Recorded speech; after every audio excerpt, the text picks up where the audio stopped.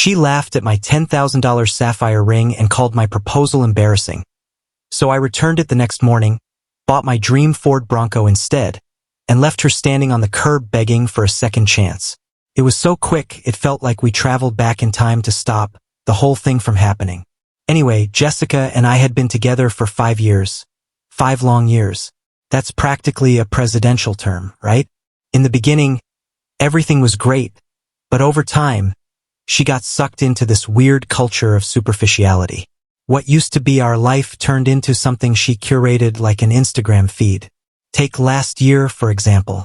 For our anniversary, I saved up and booked this beautiful cabin getaway. I'm talking cozy fireplace, starry skies, hiking trails, the whole romantic package. I was super excited, but within the first 4 hours in the woods, she spent most of it complaining about the lighting for selfies and how the cabin was too rustic for her brand. Her brand? She sells scented candles on Etsy, and she's got a whopping 90 followers. Her friends, who I like to call the brunch brigade, are just as bad. A few weeks ago, I had the misfortune of witnessing one of them get engaged. I saw Tiffany and Madison tear apart her ring, throwing out comments like, 2 carats? Is he a farmer?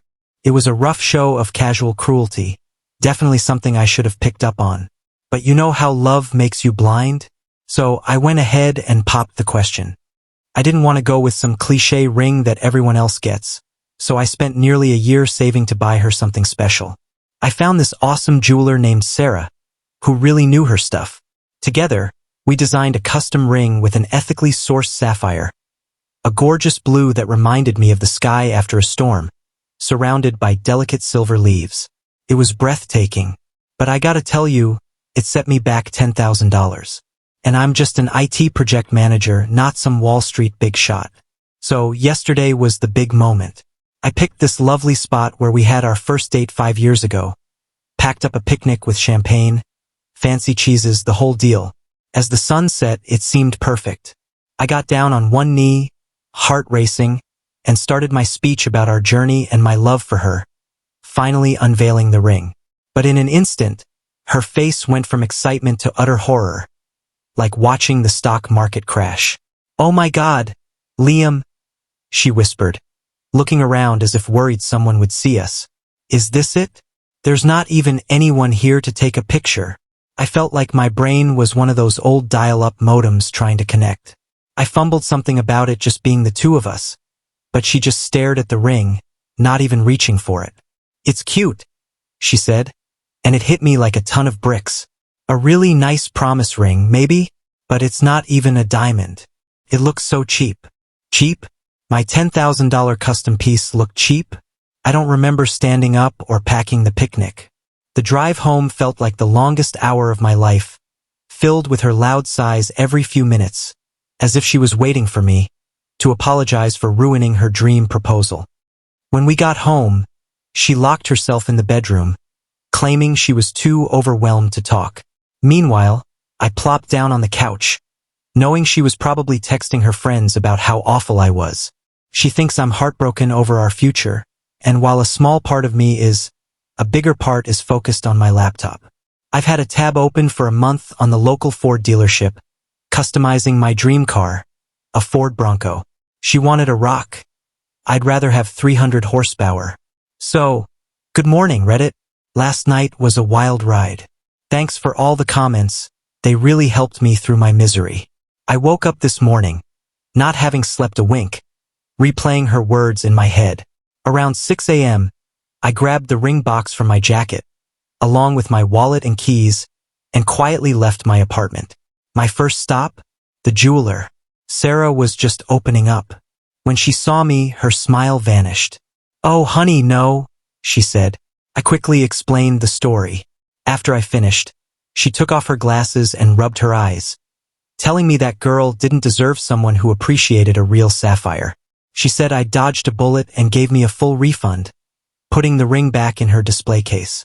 I walked out with a cashier's check for $10,000. The responsible part of me, which sounds a lot like my dad, told me to go deposit it back in savings. But I ignored that little voice and drove straight to the Ford dealership. I walked in with the swagger of a guy with nothing to lose. The first salesperson, A young guy named Dave with an earnest tie asked if I was looking to upgrade. Something like that, I replied, pulling the check out of my pocket. I told him I was liquidating a failed investment and reinvesting in a more reliable asset, a Ford Bronco. His eyes practically lit up. 2 hours later, after what felt like the most liberating paperwork session ever, I drove away in my dream truck, the windows down and Queen blasting on the stereo. Felt incredible. When I got home, Jessica was in the kitchen, nursing a cup of coffee with a look of pure disappointment. I walked in, and she expected me to apologize or come back with a new ring. Instead, I pulled out my Ford key, gave it a little jingle and said, "Can't talk right now. Got errands to run." I walked out, leaving her in stunned silence. Later that evening, Jessica was waiting for me with her arms crossed, totally over the benevolent Queen act. She demanded we talk about how I could fix this disaster and suggested we go back for the ring. I had to stifle a laugh. "Oh, that ring? I returned it this morning. Got a full refund. The jeweler has a no-taste in partners return policy." Her jaw dropped. It was almost comical. She asked what I did with the money, and I casually leaned against the counter, saying, "I put that $10,000 toward a brand new Ford Bronco. She's parked outside, and her name is Bessie." Watching her face twist in so many ways was like watching a mood ring malfunction. When I told her I spent my money I saved for her ring, to buy my truck, her anger was palpable. She called me selfish and claimed I was throwing away 5 years. I calmly corrected her, saying she tossed it away when she chose a public spectacle over a private moment and valued a price tag over a promise. Predictably, she whipped out her phone and called her brunch brigade. I answered on speaker, and Tiffany sounded frantic, saying Jessica was in tears and asking how I could be so cruel. In a cheerful tone, I replied, "Well, she said my lifelong commitment was cheap, so I invested in an engine instead, diversifying my emotional portfolio. Tell her to have a nice life." I hung up and blocked their numbers. I told Jessica to have her things out by the end of the week. And the cherry on top, as I was heading out to grab some pizza and beer, I spotted her on the sidewalk with 3 suitcases, waiting for her Uber. I slowed down, grinned at her through the windshield, and gave a couple of friendly honks. Then, I hit the gas and drove off, leaving her in a cloud of my dust, feeling like I was finally starting the next chapter of my life. She wanted a status symbol, but didn't realize the man offering it was the real prize. At least the Bronco comes with a warranty.